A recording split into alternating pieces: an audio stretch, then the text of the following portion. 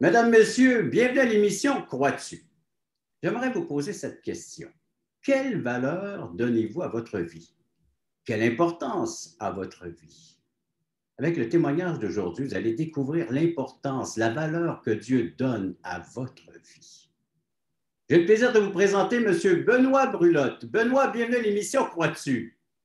Merci beaucoup. Et c'est vraiment un honneur et une joie d'être avec vous aujourd'hui. Alors, mon cher Benoît, natif où? Natif de Montréal. Dans quel secteur de la grande ville de Montréal? Et ça, c'est une bonne question. J'ai déménagé aux 3 ans. On pourrait dire centre-centre-est. Bon, OK. Et maintenant rendu? Maintenant, à Alma, où est-ce qu'il y a les bleuets? Formidable. Hein, tu vas pouvoir en manger à ta guise. C'est ce qu'on dit, ça et la bonne tourtière. Là.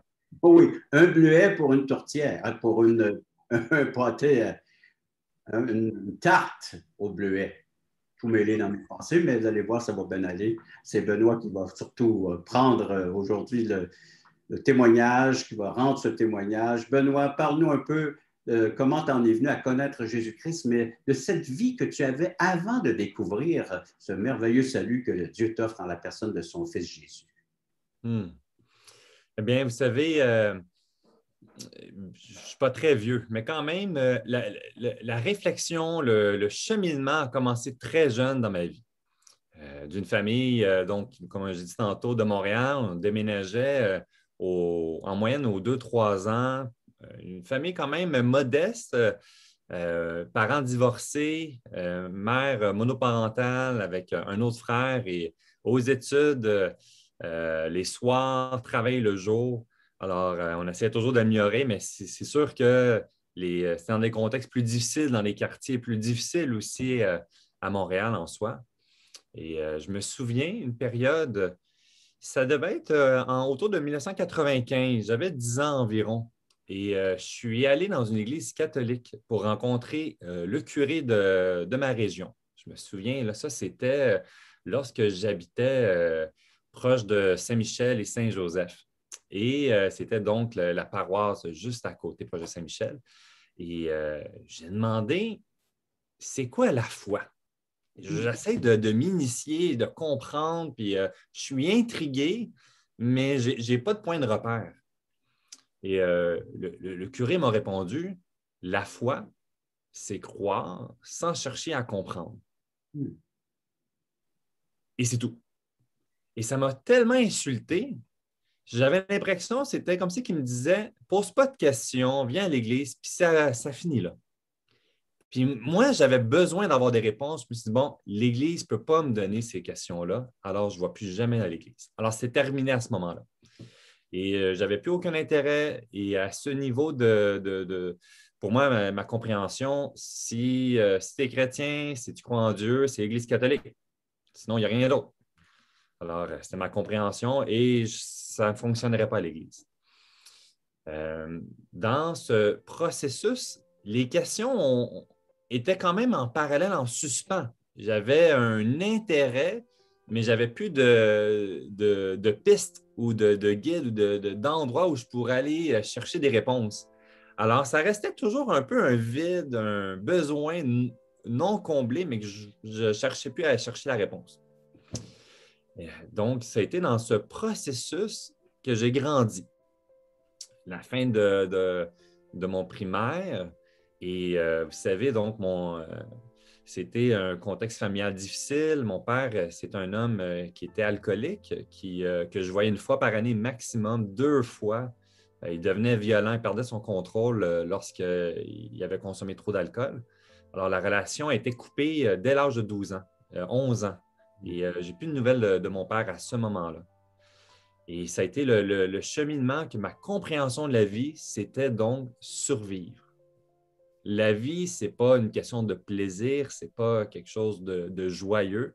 C'est une question qu'il faut trouver une façon de survivre dans cette réalité qui est difficile, que c'est souffrant, que les gens sont éprouvés.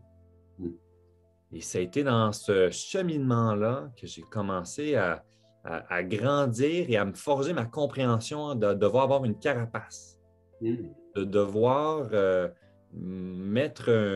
m'endurcir. Ce petit garçon sensible que j'étais au primaire ne pouvait plus montrer ses émotions. Il devait grandir dans ce monde de souffrance où la violence est présente, où dans certains quartiers, lorsque je rentre au secondaire, les fréquentations qui ne sont pas des bonnes influences, où la consommation de la drogue est rapide, ou qu'il faut trouver des façons de, de se faire de l'argent et ce n'est pas légal nécessairement. Alors, les voies de facilité. Mes amis deviennent mon identité. Mais ce défi-là, c'est que ces amis, parfois dans le début là, du secondaire, mais sont relocalisés par la DPJ, ils se font arrêter. Alors là, on repart à zéro et je me sens chambranlant. Je me sens qu'il faut avancer et survivre.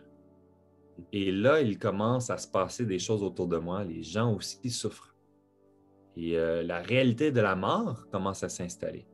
Benoît, oui. on prend une courte pause, on va s'arrêter là et voir cet enfant-là qui se questionne sur la vie, qui découvre que la vie est composée de souffrance, de douleur, de méchanceté. Hein. Du mal, il est bel et bien présent autour de toi. Donc, après la pause, j'aimerais qu'on puisse entendre la suite de tes découvertes sur la vie.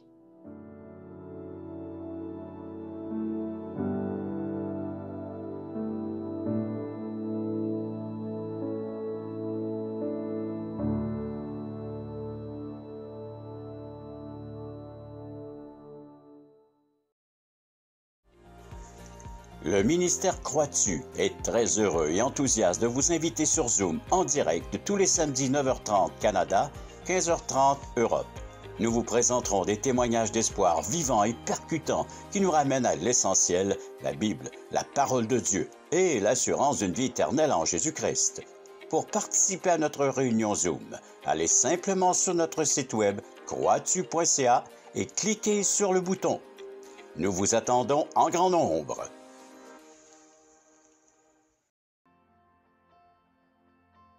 Benoît, juste avant la pause, nous parlais de ton enfance, ce jeune homme qui découvre que la vie n'est pas toujours facile, hein? Des aspects très difficiles. Donc la souffrance, le mal. Alors c'est ce qui fait partie de ton univers. Et par la suite, Benoît, j'espère qu'il n'y avait pas que ça dans cette vie. Non, absolument. C'est certain qu'il y avait des beaux côtés. Mais la prise de conscience de la fragilité de la vie m'a frappé dans le début de mon secondaire jusqu'au milieu du secondaire. Et je pense que l'un des moments qui m'a percuté, c'est lorsque un des étudiants d'une de mes classes au secondaire s'est enlevé la vie.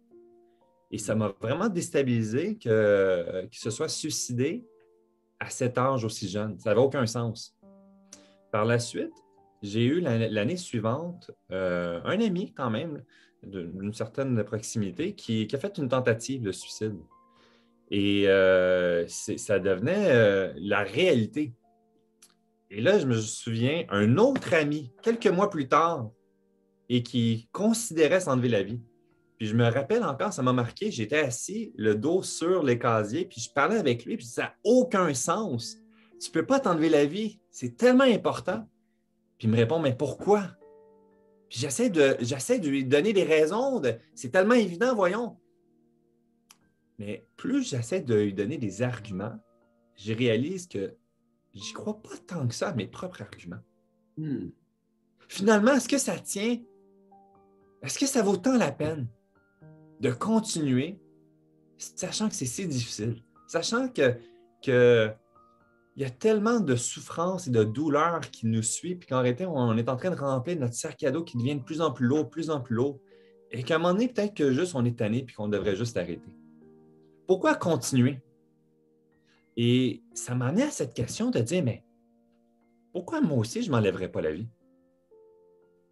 Et ça a commencé à me percuter puis à me revenir sans arrêt dans l'esprit. Et le désir de la mort s'est développé dans moi. Sans le parler aux autres, mais à l'intérieur. Mais il y avait une question qui me bloquait. Si je suis pour enlever ma vie, mais je m'en vais où après? Et là, ça vient me percuter que, tandis que notre regard est toujours basé sur le présent, sur les quelques années qui viennent, là, je me pose une question, je ne me suis jamais questionné. À l'extérieur, dans le concept de ma vie, après la mort, qu'est-ce qu'il y a après? Et ça, je n'avais pas aucune réponse. Mais où la trouver? Alors, j'ai commencé à lire des livres, j'ai commencé à travers le Nouvel Ange, plein de trucs de gauche à droite, des discussions avec des amis un petit peu, mais sans expliquer profondément, mais ça me grugeait, puis je ne trouvais pas la réponse nulle part. Jusqu'à un jour, une de mes tantes et mon oncle sont tombés dans une secte qui s'appelle une église baptiste. Moi, dans ma tête, hein, si on est chrétien, c'est catholique, sinon, tu n'es pas chrétien, c'est des gens étranges, là. Et puis, je décide d'y aller, mais avec ma Bible catholique, puis je vais filtrer, puis je vais être capable de voir, et ils sont en train d'enseigner la Bible. Et là, ça me percute de dire, mais il y a d'autres choses que l'Église catholique. Je ne savais pas. Et là, je commence à venir, un dimanche, un autre dimanche, un autre dimanche. Et le message me percute et ça me fait du bien. Ça me rentre dans ma vie, puis c'est ça que j'ai besoin. Il y a un Dieu qui est vivant. Il y a un Dieu qui est là. Et il y a un Dieu après la mort. Mais il faut que... Comment je fais pour être avec lui? Et là, il y a ce cheminement, puis là, on me parle des éléments de l'Évangile, mais ça reste abstrait, c'est des concepts, mais... Et là, je réalise que dans ma vie, ça me fait du bien d'être là le dimanche, mais après ça, dans la semaine, je retombe dans les clubs, dans les mauvaises fréquentations. Et là, je suis dans cette pente de... J'ai un high le week-end, le dimanche, le lundi, ça va bien, le mardi, c'est tellement bon, le mercredi, le jeudi, le vendredi... Le samedi, j'ai la honte, la culpabilité. Puis là, je rentre le dimanche. Puis, waouh, le dimanche, ça fait tellement du bien. Il y a quelque chose qui ne fonctionne pas. Et là, un jour, je suis dans l'autobus Saint-Michel à Montréal. Et je lis la Bible. Et je tombe sur une parabole qu'on dit, puis c'est l'histoire des semences qui sont semées dans des terres différentes. Et là, ça me percute parce qu'il y a quelque chose qui ne fonctionne pas, là. Je vois ma vie à travers ça. Je vois ma vie parce qu'on parle de semences qui tombent dans des terres différentes, dont l'une qui parle des roseaux et qui commence à grandir, puis les roseaux développent, étouffent et ça le meurt. Et là, je suis dans l'autobus, puis je suis percuté. Je réalise que je suis cette semence et que lorsque je suis le dimanche, ça développe. Et là, dans la semaine, ça s'écrase. Je suis voué pour être sans Dieu pour l'éternité. Et là, à ce moment-là, je me penche et je donne ma vie à Christ. Je dis, Seigneur, prends ma vie, je suis tellement désolé. Mais je n'avais pas la compréhension dans ma tête. Ce que je suis en train de dire, c'est que j'allais être voué pour être séparé de Dieu pour toujours. Alors, je dis, Seigneur Dieu, je m'en vais en enfer. Je suis tellement désolé parce que je suis dans le mauvais sol. Mais je veux parler de toi parce qu'il y a peut-être d'autres personnes qui sont dans la bonne terre. Alors, là, à ce moment-là, j'ai consacré ma vie à Dieu. J'ai reconnu qu'il était le Seigneur de ma vie, mais que j'allais en enfer, mais que peut-être d'autres, et je veux consacrer ma vie pour parler de Dieu aux autres personnes. Et ça s'est passé là dans l'autobus, le transport de la ville? Et je me dis, les gens devaient me regarder crash. Je dis, qu'est-ce qu'il fait présentement, lui, là, en train de parler de même? Là, je me fichais de ce qui se passait autour de moi. C'est entre moi et Dieu, là. Et tout ça suite à cette lecture sur la semence, la parole de Dieu qui est semée dans les cœurs de l'être humain. Et voilà. À travers cette parabole de la semence. Benoît, on s'arrête pour un très, très court instant. Alors, restez à l'écoute, chers amis, parce que j'ai hâte de voir ce que cette semence a produit dans ta vie, cher Benoît.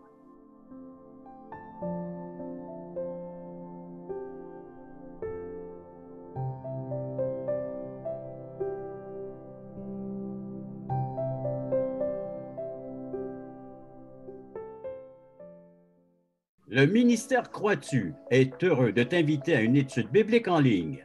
Plusieurs écoutent régulièrement ces témoignages de conversion qui ont tous un point commun. Ils ont reçu Jésus-Christ en tant que sauveur personnel. Tu as des questions existentielles? Dieu, la vie, où je vais après la mort? Tu veux en savoir plus sur ce salut éternel?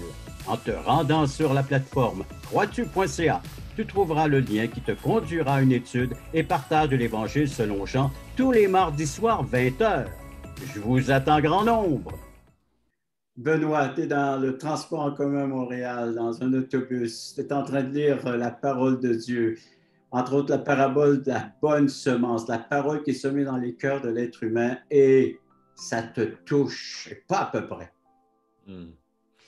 Et aucune idée de ce que les gens pouvaient penser en me voyant là, dans mon petit banc, tout ça, avec ma Bible cramponnée, puis je parle à Dieu. Là. Puis pour moi, c'était le point culminant. Là, c'est clair. Je m'en vais en enfer, puis je dois consacrer ma vie à le servir. Et là, il faut que je parle à Dieu, aux autres personnes qui eux, sont peut-être dans la bonne terre. Et je pense quelques semaines après, 2-3 semaines après, je rencontre ma tante et mon oncle qui allaient à l'église baptiste, puis je leur partage ça, puis ils disent non, non, attends une minute. Et là, par chance, ils me clarifient non, on peut avoir l'assurance. Et il y a tellement de passages qui l'abordent sur il y a bel et bien une assurance que nous pouvons avoir en Jésus-Christ qui a tout accompli à la croix. Jean 6, 47 qui dit en vérité, je vous le dis, celui qui croit en moi a la vie éternelle. Hey! Quel beau message d'espérance! Alors, ça vient répondre à cette question qui me grugeait depuis longtemps. Je sais où je vais. Lorsque je vais mourir, lorsque ça va être terminé, j'ai l'assurance que nous pouvons être avec Dieu ou sans Dieu, mais qu'en Jésus-Christ, lorsque nous plaçons notre confiance, qu'il prend la première place dans notre vie, à ce moment-là, nous savons que nous serons avec lui pour l'éternité. Et comment tu peux décrire la personne de Jésus maintenant dans ta vie? Qui est-il pour toi? Ah, ça, c'est une bonne question. Je trouve que c'est souvent la question qu'on pose. Qu'est-ce que ça change concrètement? C'est qui? Puis c'est tellement abstrait. C'est sûr que oui, il n'est pas là à côté de moi. Je ne peux pas vous dire, voici Jésus, on a parlé, on a déjeuné ensemble, voici qu'est-ce qu'il a mangé. Mais il y a vraiment un aspect relationnel qui est présent. Ce Dieu relationnel veut être en relation avec nous. Il veut être en relation avec moi. Et maintenant, lorsque je regarde en arrière, eh bien, je peux voir le cheminement dans lequel il m'a fait passer. Je peux voir sa main dans plein de circonstances. Il y a des moments que, par la suite, ce n'est pas parce que j'avais la réponse que tout était terminé. Et je me souviens, puis ça, je vais vous le raconter, là. Je trouve ça tellement poche entre nous, là. Mais dans la nuit, il y avait une question qui me grugeait dans le début de ma foi. Puis je demandais à Dieu. Puis à un moment donné, en pleine nuit, je me réveille. Puis la nuit, généralement, je dors très bien. Et là, j'ai besoin d'ouvrir la Bible. Pourquoi? J'ai aucune idée. Il faut que j'ouvre la Bible. C'est vraiment particulier. J'ouvre la Bible, je lis un passage, puis ça répond exactement à la question que je posais à Dieu depuis un moment. Puis je dis, Seigneur, tu m'as répondu. Encore à travers la Bible, à travers la parole. C'était vraiment un encouragement. Puis je me dis, je ne dis pas tantôt parce que je me suis dit, il faudrait le partager, mais j'ai oublié c'était quoi la référence. Je ne me souviens plus c'était quoi la question, mais je me souviens que c'était tellement percutant dans ma vie. Et à plusieurs reprises, je le vois dans la façon, dans mon temps avec lui, dans ce qu'il accompagne, autant dans les circonstances autour de moi, dans ce qu'il fait dans le ménage. Je vois les côtés sombres et c'est décourageant. Puis je vois son amour, il met en lumière petit à petit. Puis il œuvre. J'ai besoin d'apprendre encore plus. Et c'est comme le bon père avec l'enfant insensé que je suis. Puis je m'en vais à gauche, je m'en vais à droite. Puis il dit, c'est tout droit. Puis il me ramène. Plein d'histoires, plein de circonstances. Puis là, je suis papa de bientôt d'un 5e enfant. Bravo. Je commence à découvrir, à prendre sens, à dire, wow, il est tellement bon et patient à mon égard. Puis je manque tellement de patience envers mes enfants, là. Ça crée une paix dans ce processus. Et pour moi, ici, dans ce cheminement-là, ça m'a mis un clash aussi parce que lorsque j'ai commencé à partager autour de moi, je donne un exemple à un moment donné, dans le début de ma foi, vous savez, les fréquentations, mais j'avais encore des contacts.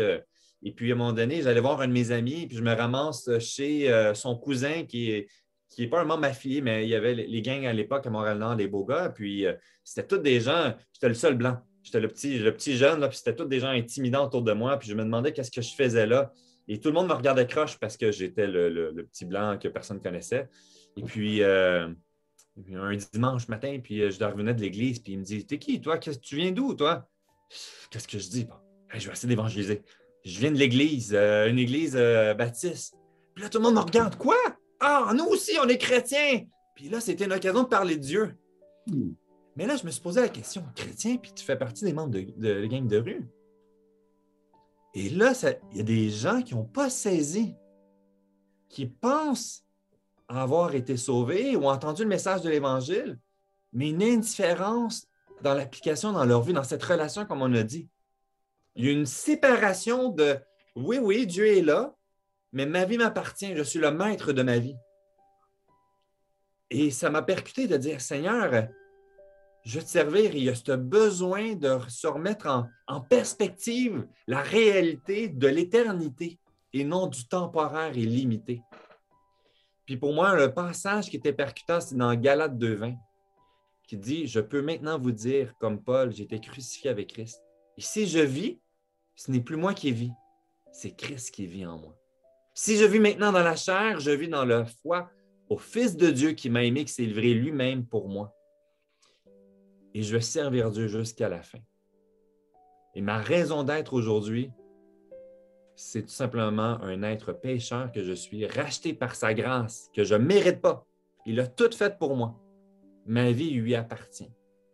Mes plaisirs temporaires limités que je pense être bons est tellement secondaire. Parce que ma joie repose en lui.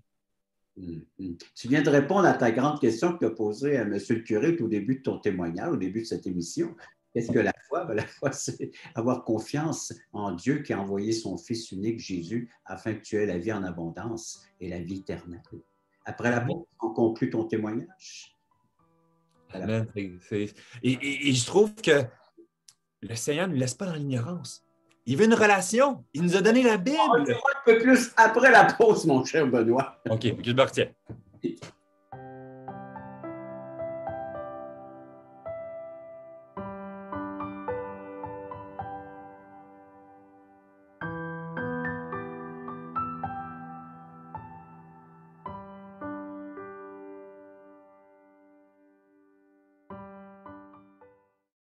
Le ministère Croix-Tu est très heureux et enthousiaste de vous inviter à regarder sa toute nouvelle série d'émissions Croix-Tu. Nous vous présenterons des témoignages vivants et percutants qui nous ramènent à l'essentiel, la Bible, la parole de Dieu et l'assurance d'une vie éternelle en Jésus-Christ. À chaque semaine, nous recevrons un invité qui nous dévoilera comment le Seigneur est rentré dans sa vie. C'est donc une invitation tous les samedis matins à 11h30 sur les ondes de Télémag.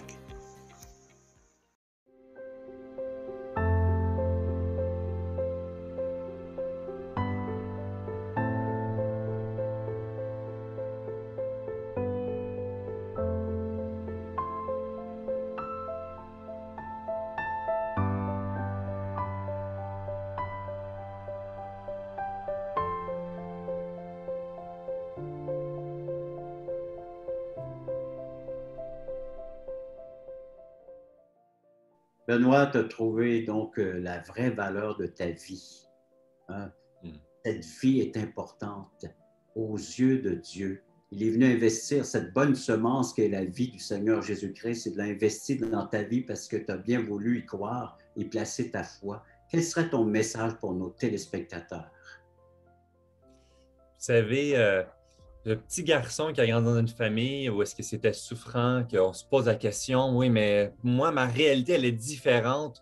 Ce Dieu, OK, on a entendu parler de ce qui se passait auparavant, mais aujourd'hui, bien, ce que je vois, c'est que le Seigneur continue à œuvrer dans ma vie. Et autour de moi, mon père, ma relation a été restaurée avec lui et il s'est fait baptiser, il a donné sa vie à Christ l'année dernière. Il y avait j'ai un petit frère qui vivait avec lui. Et j'ai eu la joie de pouvoir le baptiser il y a déjà 4 ans environ, ou un peu plus. Le Seigneur, il fait des choses qu'on ne peut pas imaginer. Dans son temps, mais il œuvre encore aujourd'hui.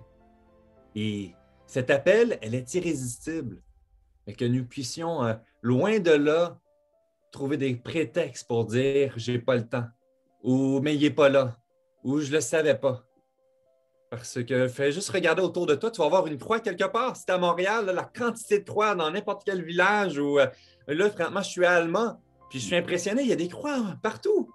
Des rappels, des symboles. Une Bible. C'est là pour réannoncer la bonne nouvelle là, au Lac-Saint-Jean. Ben oui, c'est ça. Puis c'est une joie. Tu sais. Ce petit gars-là, que je suis loin de là, le plus intelligent, quoi que ce soit, mais ma vie va servir pour présenter l'Évangile, la communiquer, l'annoncer, parce que c'est la meilleure nouvelle qu'on ne peut pas entendre. Que dois-je faire pour avoir cette qualité de vie exceptionnelle? Si je regarde à ma vie, il y a des déceptions. Si je regarde à la vie de celle des autres autour de mon entourage, il y a des déceptions, mais cette vie exceptionnelle qui est celle de Christ, une vie, un modèle parfait. Mais vous savez, quand j'ai commencé à étudier en théologie, je regardais autour de moi tous des étudiants, puis c'était des hommes doués, là, puis qui étaient brillants, puis je disais, j'abandonne. Mais dans mes temps avec Dieu, c'est une conviction que je devais continuer à avancer parce que ce n'est pas par mes propres forces. Ce n'est pas par mes capacités. Je vais me planter. Je vais encore aller dans le champ gauche. Mais Dieu est fidèle. Dieu a tout accompli en sachant parfaitement qui j'étais et qui nous sommes chacun d'entre nous. Et il est mort à la croix en sachant parfaitement ça. Et cette relation que nous pouvons avoir avec lui n'est pas conditionnelle. On doit lui faire confiance et nous, jour après jour, revenir à lui et goûter sa grâce, cette proximité, cette relation qu'on peut avoir, qui crée en nous cette paix, cette joie, qui va dépasser toute compréhension. Mais je mets au défi. Donc, ça commence par l'acceptation de ce sacrifice de Jésus, que c'est le seul, l'unique qui peut me réconcilier avec Dieu, qui peut me pardonner mes péchés et m'accorder l'assurance d'une vie éternelle, une qualité de vie, celle qu'elle est appelée abondante, une vie abondante, avec le fruit, la manifestation de sa présence dans nos cœurs, dans nous. Cher Benoît, merci beaucoup. Merci pour ta participation à l'émission Crois-tu. Et les gens qui veulent nous suivre, ils peuvent aller sur la plateforme crois-tu.ca. Vous pouvez entendre des témoignages, réécouter l'émission que vous venez d'entendre présentement avec Benoît. Un service tout à fait gratuit. Vous pouvez nous appeler, un numéro de téléphone, vous pouvez nous écrire. Service tout à fait gratuit. Ça nous ferait plaisir de correspondre avec vous. Merci encore une fois d'avoir été à l'écoute de cette autre émission Crois-tu. À la prochaine.